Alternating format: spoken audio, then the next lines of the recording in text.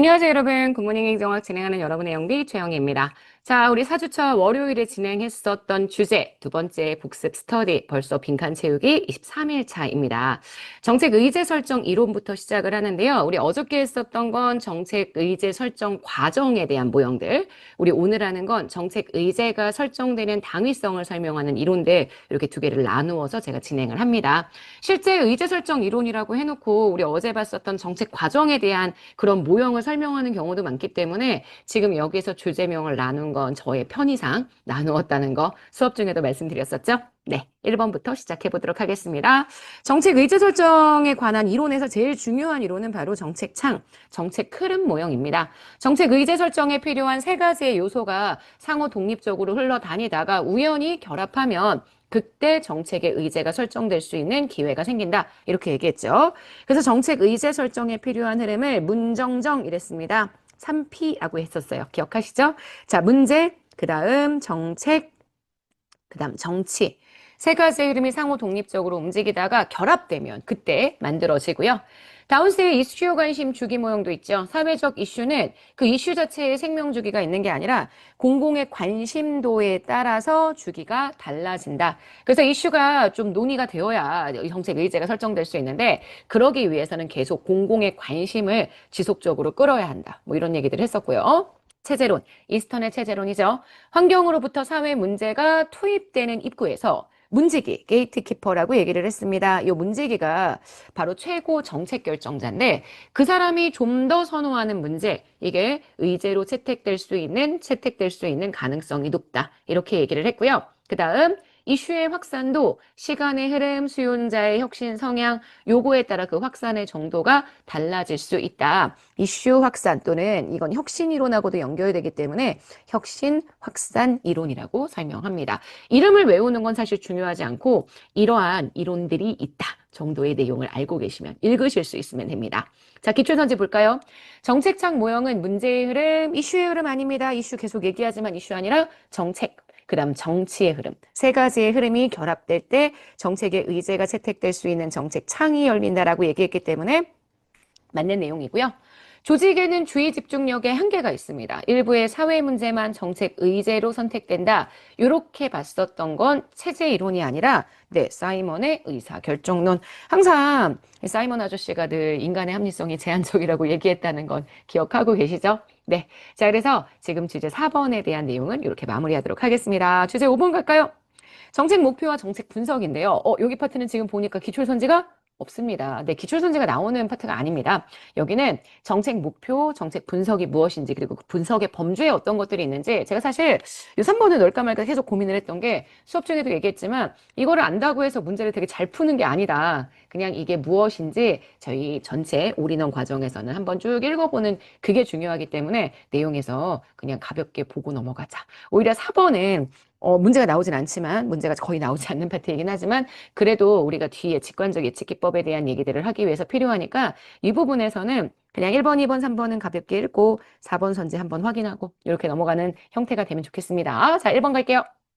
정책 목표는 공익을 추구하는 가치 지향적인 속성을 가집니다. 네, 목표를 수립해서 그에 대한 수단을 만드는 거죠.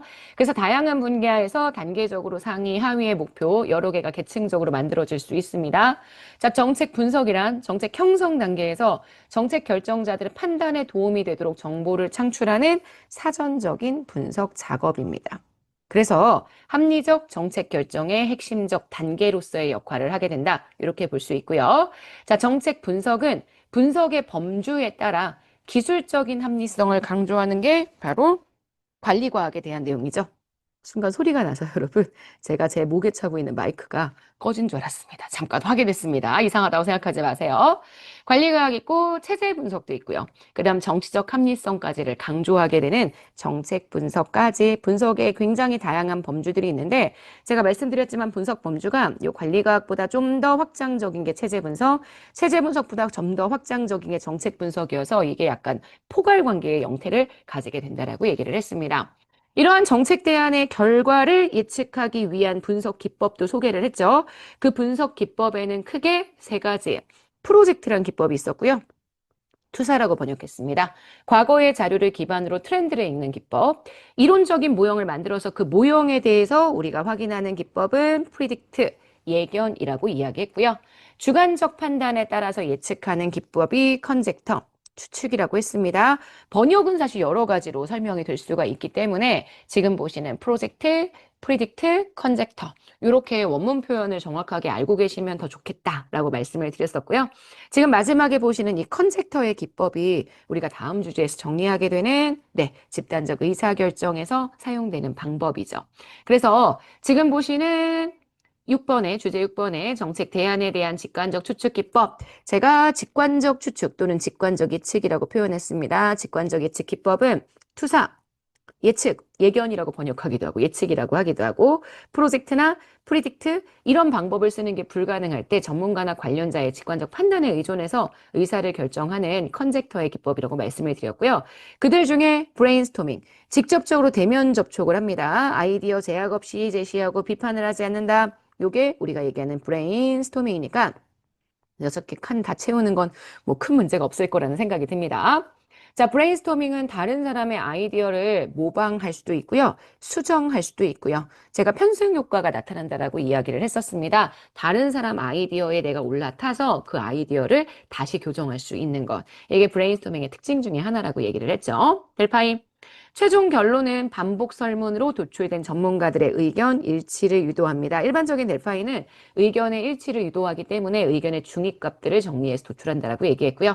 그에 비해서 정책 델파이는 목적이 좀 달랐죠. 갈등을 유발하는 상황을 확인하기 위해서 갈등을 의도적으로 부각시킨다라고 얘기를 했습니다. 그래서 일반적으로 정책이 갈등을 유발하므로 사전에 갈등을 확인하기 위한 작업. 이게 변형된 델파이의 형태라고 얘기를 했었죠. 자, 그 다음 6번째. 개별 사건에 대해서만 분석하는 델파이와 달리 여러 사건들의 관계들, 연관관계를 분석해서 한 사건의 발생 확률이 다른 사건에 얼마나 영향을 주는지 다른 사건에 종속되어 있으니까 사건별 발생 확률을 비교해 주는 것, 바로 교차 영향 분석입니다. 그래서 교차 영향 분석은 교차 영향 행렬을 확인한다. 이렇게 제가 설명을 드렸었어요. 자, 명목 집단 기법은 가장 시간이 부족한 경우에 사용한다고 했습니다. 의사결정에 필요한 시간이 제약된 경우에 구성원 간의 의사소통이 활성화되진 않지만 좋은 의견이 고르게 개진될 수 있다는 특징을 가지게 된다. 이렇게 얘기할 수 있고요. 지명 반론자 기법도 얘기했죠. 얘가 제일 효과적인 건 바로 집단사고의 폐해를 방지할 수 있다는 점이었습니다. 자, 그래서 여기까지 1번부터 8번까지의 내용 쭉 봤고요. 기출 선지도 2개 봅시다. 자, 브레인스토밍 진행하는 과정에선 타인에 대한 아이디어 비판하거나 평가하지 않습니다. 맞습니다. 델파이 문제 해결에 대한 아이디어를 제공하는 사람들이 서로 대면적인 접촉을 하지 않습니다. 완전히 질문지로만 움직인다라고 얘기를 했죠. 각자 독자적으로 형성된 판단을 종합 정리하는 방법 맞습니다. 자, 여기까지 보시면 23일차 복습 스터디 마무리입니다. 자, 이제 여러분들이 비용 편익 분석이라든지 그다음 정책 결정이라든지 조금 까다로운 내용도 들어가는데 그것도 마찬가지로 우리 열심히 복습 잘 해가지고 정리하면 충분히 할 수 있으니까 열심히 정책론도 잘 마무리해 보도록 합시다. 정책론 그래도 벌써 중간까지 다 왔어요, 여러분. 조금만 더 하면 됩니다. 자, 여러분 오늘 하루 정말 여러분 거고요. 내일 아침에 만날게요. 여러분 안녕.